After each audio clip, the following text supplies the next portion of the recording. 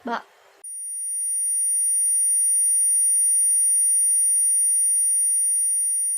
I love you. Assalamualaikum.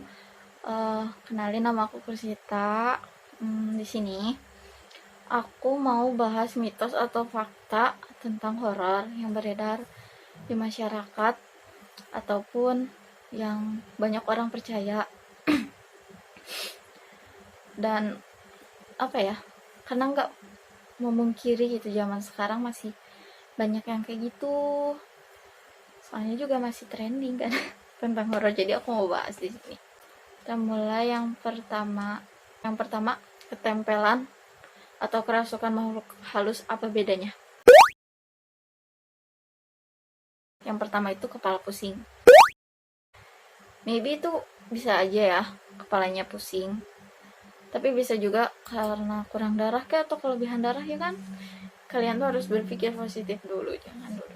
Tapi menurut aku sih, setahu aku ya, selama aku hidup sekarang 20 tahun tuh ya emang kayak gitu.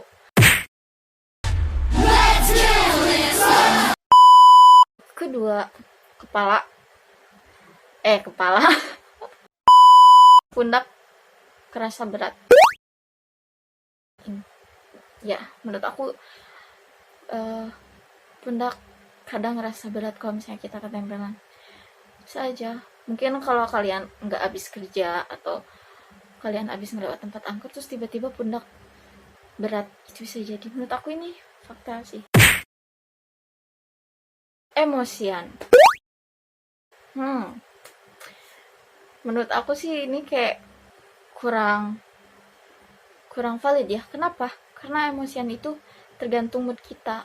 Kalau misalnya kita ketempelan tapi mood kita baik-baik aja, kayak udah biasa aja. Kalau menurut aku ya, soalnya teman aku banyak dulu yang ketempelan kayak gitu. Cuman aku aja yang nggak ketempelan. Aku nggak pernah tahu ya, aku tuh kenapa nggak pernah ketempelan, nggak pernah kerasukan. Jangan-jangan aku setannya ya. Canda setan. Oke, ya, lanjut.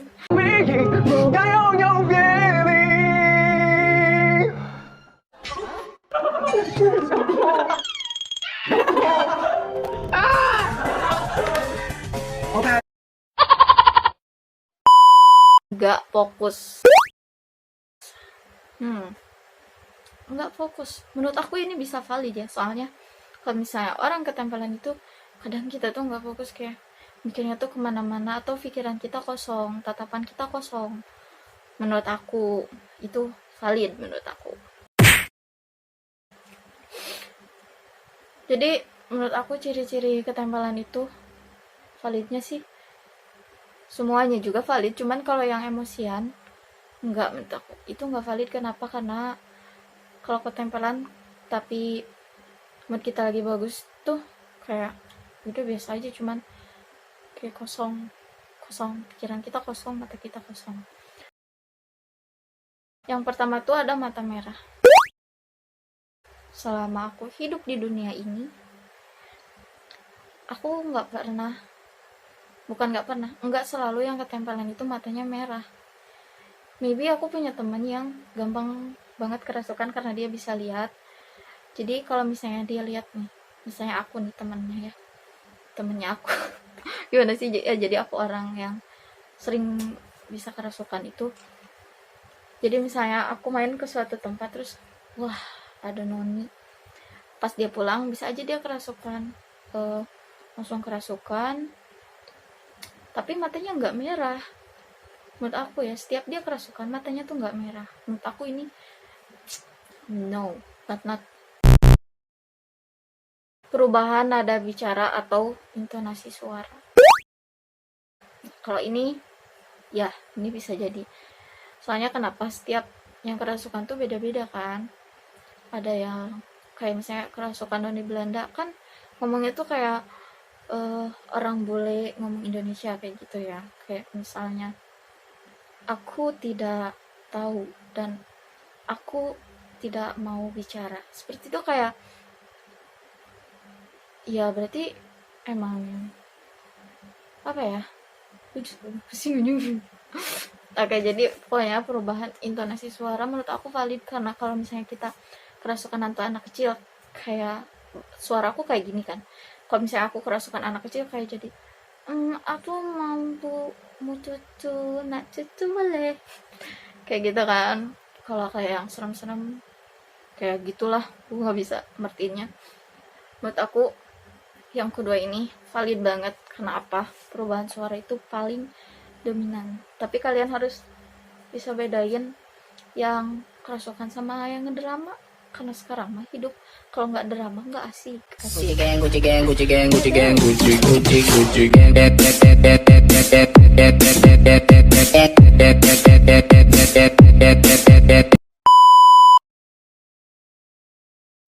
Mata nggak fokus, ya menurut aku yang kerasukan tuh kebanyakan matanya tuh nggak fokus, kayak diem gini. Atau misalnya kita ditanya nih ya, kalau misalnya kita kerasukan tuh, lu sih lihat sini, lihat gua, kan dia adalah aing, dia tuh bakal kemana gitu. Menurut aku ini valid sih. Yang keempat nih, aku kasih tahu, biasanya yang kerasukan itu nggak bisa ngontrol dirinya sendiri. Jadi aku pernah nih ya nolong temen aku, udah nggak ada bekasnya nih di sini. Nah ini kelihatan nggak? Pokoknya ini udah sembuh sih. Jadi waktu itu temen aku tuh pas malam takbiran, dia tuh kerasukan, entah hantu apa tuh ya. Terus dia tuh ambil kaca gitu, di tangannya diginiin, dan aku megangin gini dong. Terus dia narik tuh si kaca sebelah sininya tuh ngegores tangan aku. Jadi dia nggak bisa ngontrol dirinya sendiri, guys. Tuh. Jadi apa bedanya kerasukan sama ketempelan? Menurut aku sih ketempelan tuh kayak nempel di diri dia, tapi nggak masuk gitu. Kalau kerasukan tuh dia masuk ke tubuh kita, ngekip, masuk, kayak kita nggak bisa ngontrol diri kita, dan diri kita itu dikontrol sama yang ngerasukin diri kita. Menurut aku sih itu bedanya. Jadi yang berawal dari ketempelan tuh bisa jadi kerasukan, tapi ya itu gimana kita ya, gimana kuat iman kita sama Allah, sama yang di atas, sama Tuhan kita. Oke, lanjut yang kedua. Ketempelan makhluk halus bikin orang nakal.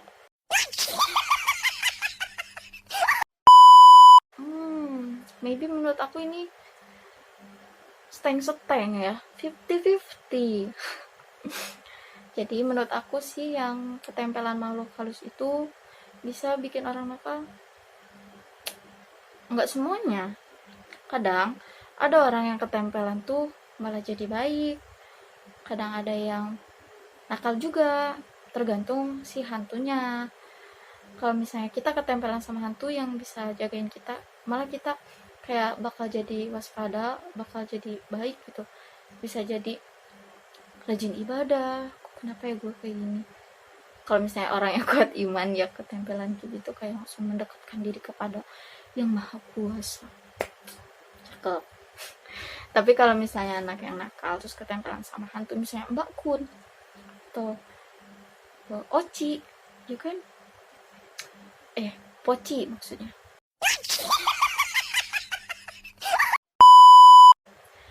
Bisa aja jadi nakal kayak apa gitu. Tapi menurut aku ini 50-50 sih. Tergantung. Tapi kadang ada juga yang ketempelan itu jadi susah dapetin pasangan, susah dapetin kerja. Yang ketiga, bawang putih apakah bisa menghalau pokoknya bisa, apa sih ini, menangkal mungkin ya, teror babi ngepet.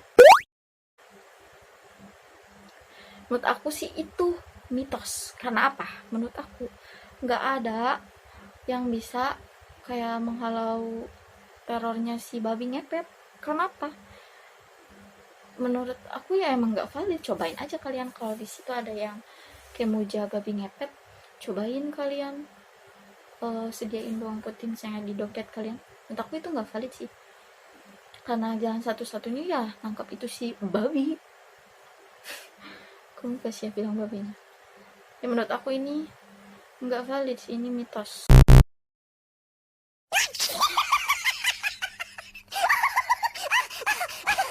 Yang keempat, fakta atau mitos kalau misalnya kita adalah orang yang bisa tuh punya kelebihan mata batin ataupun indigo kayak gitu, ngejambak rambutnya Mbak Kun itu bisa ngilang atau enggak? Apa ya, menurut aku sih enggak ngilang, tapi dia kayak bakal nurut mungkin ke kita. Karena apa? Karena kalau misalnya kita ngejambak si rambut si Mbak Kun, nanti tuh bakal ada kayak dia datang ke kita minta rambut kita,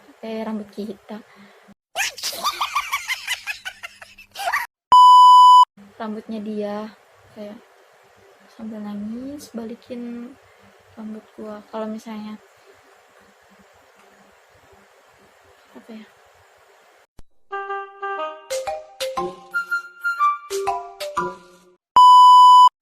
menurut aku sih itu fakta. Kenapa? Karena dia nanti bakal takut. Jadi segitu dulu guys video dari aku, semoga bermanfaat, semoga menghibur. Jangan lupa di subscribe, aktifin loncengnya, jangan lupa di like, di komen, dan di share ke teman-teman kalian biar channel ini berkembang.